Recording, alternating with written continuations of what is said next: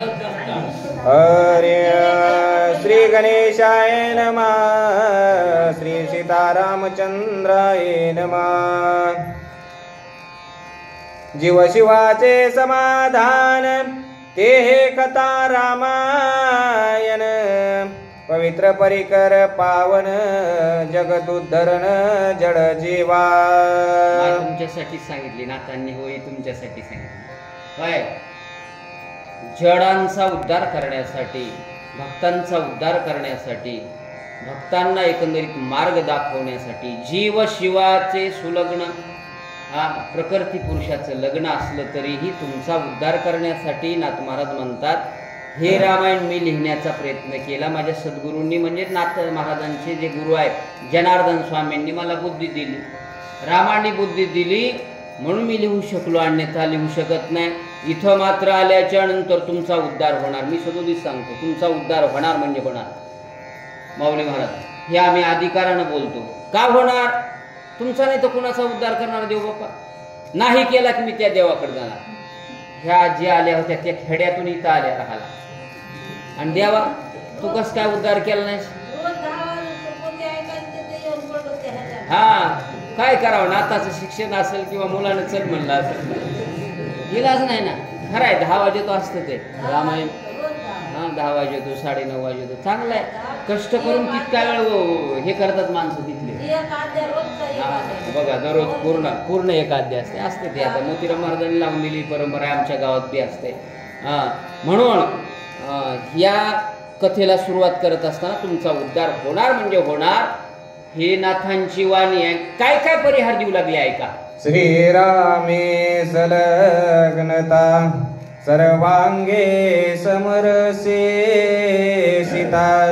याची नाव सुलग्नता ते लग्न कथा अवधारा। ऐका आता ते लग्न कसं आहे?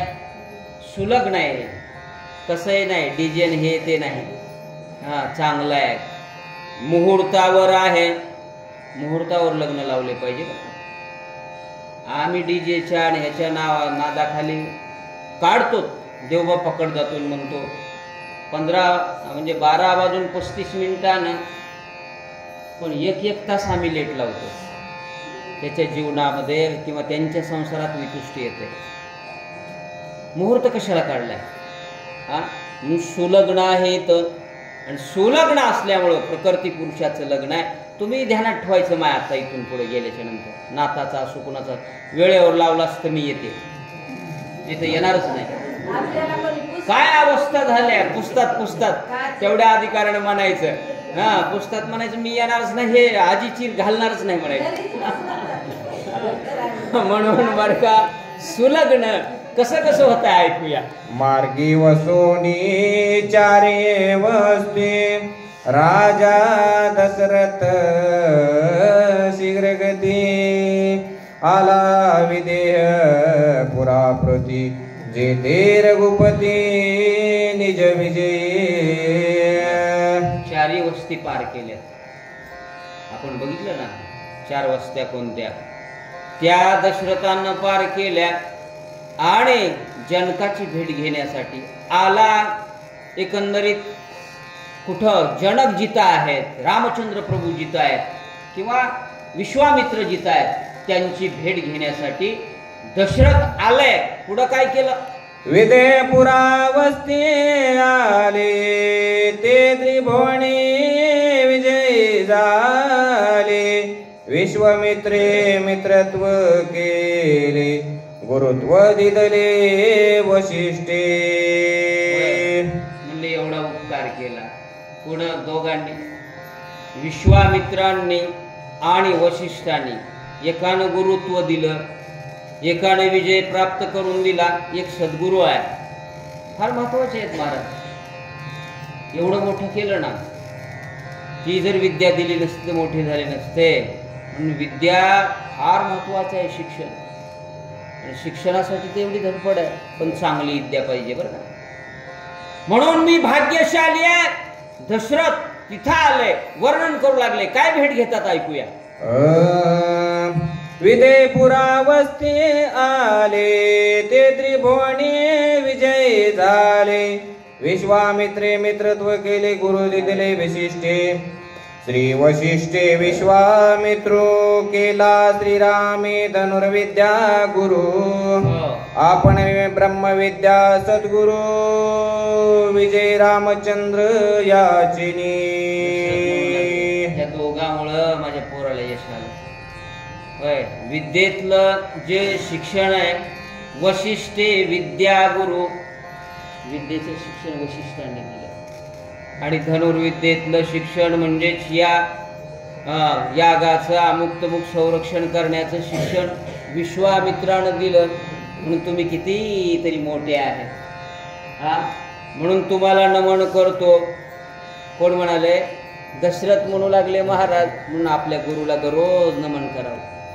गुरु कोण आहेत? 4 देव सांगितले. माईच्या दररोज पाया पडावं, उलट बोलू नये ह्या आज्यांना. चूक झाली तरी त्यांनी लय कष्ट घेतले. तो मातृदेवो भव, पितृदेवो भव, आचार्य देवो भव, अतिथी देवो भव. देवाच्या स्वरूपात आहे ते. चारी दैवत समान मानी, शरण एका. नाथ महाराज म्हणतात त्याला मानलंच पाहिजे. चुका होऊ द्या ना, म्हातारपणी होतात ना, सांभाळून घेत जा. ही फार महत्वाची गरज झाली आहे. वाचा. वशिष्ठ निष्ठा निज निर्धारी दशरथ पावला विदेपुरी. रत्न कळसांची आहारी तेज अंबरी रवी लोपी. कशामुळे दशरथ इथं आले? वशिष्ठ निष्ठा. किती निष्ठा होती? त्या निष्ठेमुळं इथं विदेहपुराला येऊ शकले, नाही ते येऊ शकत नव्हते. एवढी निष्ठा आपल्या गुरुवर. वशिष्ठ निष्ठा निर्धार असला पाहिजे आपल्या गुरुवर. काही सांगितलं तरी डोळा काढून दे म्हटले. आपण ऐकतो ना गोरक्षनाथ यांची कथा, म्हणजे हरकत नाही. तुम्ही मागताय ना, मी देतो. एकलव्याला सांगितलं द्रोणाचार्याने, तू मला गुरु मानतोस ना? हो म्हटले, गुरु मानतो. माझ्याकडं तर शिक्षण घेतलं नाही, तू कस काय? मी म्हणलं पुतळ्याकडून घेतलं तुमचं शिक्षण. मग पुतळ्याकडून घेतलं तर मग गुरु मानतो ना? माझं एक वचन ऐक. माऊलीने म्हटल्याप्रमाणे काय, तुझ्या डाव्या हाताचा, उजव्या हाताचा, कोणत्या हाताचा? डाव्या हाताचा अंगठा दे. कसलीही वेळ लावली नाही त्यानं. पुन्हा एकलव्यानं काढून दिला. आणि मग वाटलं की ह्यांचं धनुर्विद्येतलं आपण काय घेतलं पाहिजे. आता परीक्षा घेतली पाहिजे. जास्त लवकर सांगतो, परीक्षेसाठी एक झाडावर असं म्हटलं जातं किंवा पाण्यामध्ये मासा ठेवला आणि अचूक त्याचा डोळा फोडायला सांगितलं. त्याच्यामध्ये सर्वस्व जास्त कामगिरी कुणं केली? अर्जुनानं केली ना. अर्जुनाच्या नंतर एकलव्याचा नंबर आला. एकलव्यानं महाराज त्या पक्षाचा अचूक डोळा हे अंगठा दिल्याच्या नंतर धरता येत नाही, तरीही अचूक डोळा फोडला. आणि त्यावेळेस द्रोणाचार्याने विचारलं, अरे हे कुठून शिकला होता तू? त्यांनी सांगितलं, महाराज मला माहित होतं की गुरुला उजव्या हातानं दान करावं लागतं, म्हणून मी उजव्या हाताचा अंगठा दान केला होता. मी दान केल्याच्या नंतर मला माहित होतं की मी दान केल्याच्या नंतर मला हे चालवता आलं पाहिजे ना. डाव्या हातानं शिकलो होतो. अरे म्हणले माझ्यापेक्षा श्रेष्ठ आहेस बरं का. पुतळ्यातून श्रेष्ठ होतात माणसं. म्हणून तुमच्यामुळं मी श्रेष्ठ आहे. होय, कुणामुळं? वशिष्ठामुळं. मला ही झळकती नगरी मिथिला कळसांची आहारी पाहण्याचा योग आला. नाही तर आळंदी भेटत होती वय. इथं सगळं वन होतं महाराज. माऊलींचे उपकार आहेत. ही परंपरा आहे. आदिनाथ गुरु सकळ सिद्धांचा, मच्छिंद्र तयाचा मुख्य शिष्य मच्छिंद्राने बोध. सगळा अभंग माहित आहे. ही परंपरा आहे. आणि म्हणून मोरे गुरुजी आले, त्या परंपरेचे नतमस्तक दररोज चालवतात. ते तिथलं रामायण चालवतात ना. म्हणून धन्यवाद मोरे गुरुजींना. वाचा. दशरथ आला निज नगरी, छत्रे पल्लव छत्रे वरी, वा निशाने त्राईटिल्या बेरी, मंगळ तुरी गर्जत. किती आनंद होत असेल. दशरथ आलेत म्हटल्याच्या नंतर जनकानं सुद्धा सत्कार केला, वाद्य लावलंय, मंगळ तुरे, पताका आहेत, ढोल, सगळं सत्कार करू लागले की नाही. साधा माणूस आला तर आपण करतो, केलंच पाहिजे. ते अतिथी आहे ना आपल्याकडे, आणि म्हणून एवढा सत्कार केला, एवढा सत्कार केला. हे सत्कार कुणामुळे आहे? दशरथाला वाटू लागलं माझ्या सद्गुरूमुळे आहे.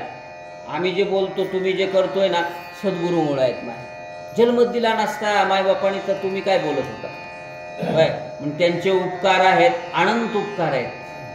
ते उपकार शब्दात सांगता येत नाहीत. पाहिलं, आणि पाहिल्याच्या नंतर काय केलं? आलाय कोणी दशरथ, जनक सामोरा धावत, शतानंद पुरोहित, सवे समस्त प्रधान. दशरथ आले म्हटल्याच्या नंतर कळालं बर का जनकाला. माय जनक उठले आणि सत्कार करण्यासाठी धावून गेले. राजा आहे ना तो, राजा असताना सुद्धा माझ्याकडे युवाई आलीत ना, त्यांना माहित नाही, पण एक राजा यालाय ना, मी इथं थांबून चालत नाही बर का. जनक सामोरा जात, समोर गेले सत्कार करण्यासाठी. शतानंद त्यांचा पुरोहित आहे, तेही आले. सगळे आले, आणि आल्याच्या नंतर काय सत्कार करतात ऐकूया. पुढे वशिष्ठ देखीला दृष्टी, दावुनी चरणी घातली मिठी, जगदुद्धार स्वचरणांगोष्टी, सभाग्य सृष्टी मी एक. जनकांनी वशिष्ठांना पाहिलं, पाहिल्या बरोबर मी किती भाग्यवान आहे म्हणले. वशिष्ठराम महाराज, तुम्ही इथं आलात माझ्या नगरीला, तुमचे पाय लागले. म्हणून नतमस्तक झाले, पायाला चरणालाच लागले. का? इतके एकंदरीत श्रेष्ठ पणा केवळ आणि केवळ तुमच्यामुळे प्राप्त झाला. एक जनक, राजा जनक वशिष्ठांची पूजा करायलेत, आपण करू नाही का? तुम्ही करता, सेवा करता, वा चांगली, तुम्हाला धन्यवाद आहे. हे दोघंही तुमच्या बरोबर असतात. दिवसभर वाढू लागलं त्यांनी, मोरे बोलली हे होते ना, सगळेच होते. तुम्ही नव्हता, तुम्ही दिसलं ना. हे होते सगळे. चांगली गोष्ट आहे, चांगला तुम्ही उत्साह करता, अन्नदान घडतंय. मला लय आनंद होतोय. मला तर इथंच प्लॉट बघा एखादा, मी तिकडलं येतो, इथंच येतो. होय हो, चांगल्या. ते मग सांगितलं ना, ते कुणाचा तुम्ही